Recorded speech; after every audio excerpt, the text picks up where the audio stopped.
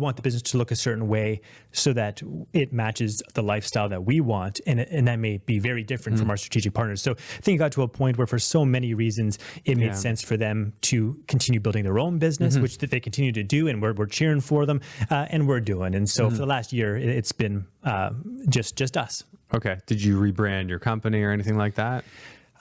Yes, it's still in the process now. We're really getting into the branding side, which helps with a number of things. But before that, there wasn't a lot of branding to do. I mean, you just kind of had your operations behind the scenes, right? It wasn't a public-facing brand really anyway. No, not really. Although that's more and more becoming a focus of ours, where we're going to create a public-facing brand, build repeat clientele, direct bookings, rely less on the platforms, et cetera. I guess if we're talking about arbitrage, maybe we should share a little bit about what this actually is. And well, my audience will be familiar with it, but you're right, we should. So arbitrage, and I'm assuming you exclusively do arbitrage? No. You do management too? Yes, we do. Okay, so we'll talk about that as well. So arbitrage is when you rent somebody's unit out and then you put that unit onto a short-term stay platform or re-rent it essentially. That's it. So that's an arbitrage where, the goal is you're renting it for more than you're paying, you're managing it, it's a profitable business. Why would a landlord do it? Well, they do it because they are sold on the fact that you're a professional, you're going to treat their unit well.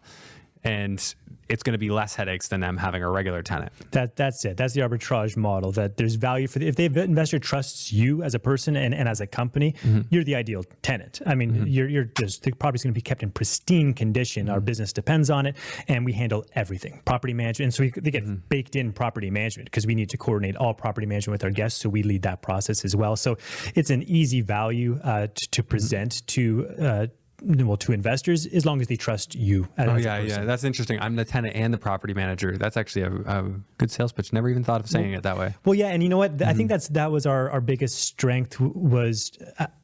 I would say building the company from scratch. The thing that we did right. We did a lot of things wrong, and I want to talk about that as well. Holy mistakes.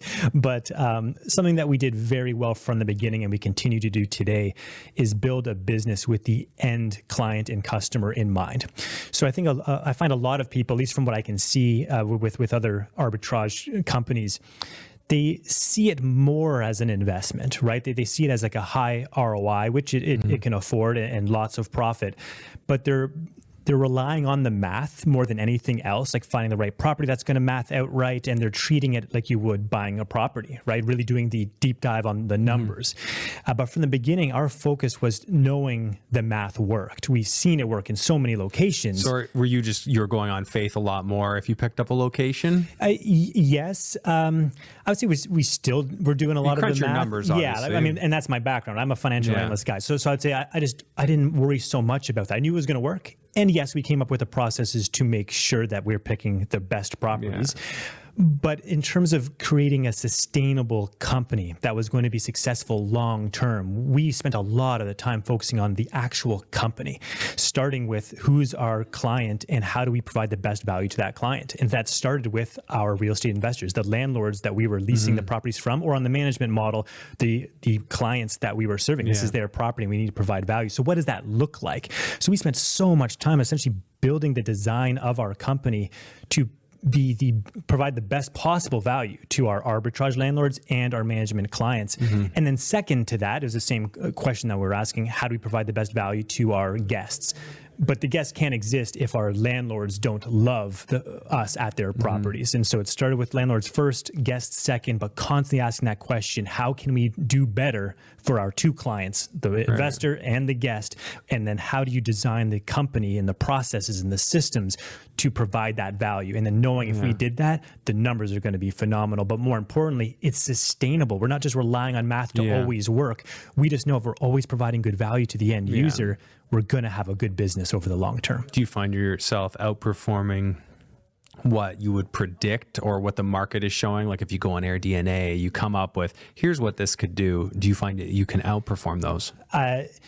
Short answer is yes, although I would say a lot of that data that's out there, or I would say not good data, easy data is just not good. And that's the, people go on AirDNA, not knowing any better, right? But they're going on AirDNA and they're relying on these averages. And I would say from what we've seen, when you go onto AirDNA and you put in an address, sometimes it overstates the revenue. And I know looking at it that that's nonsense. There's no way you can bring in that kind of revenue.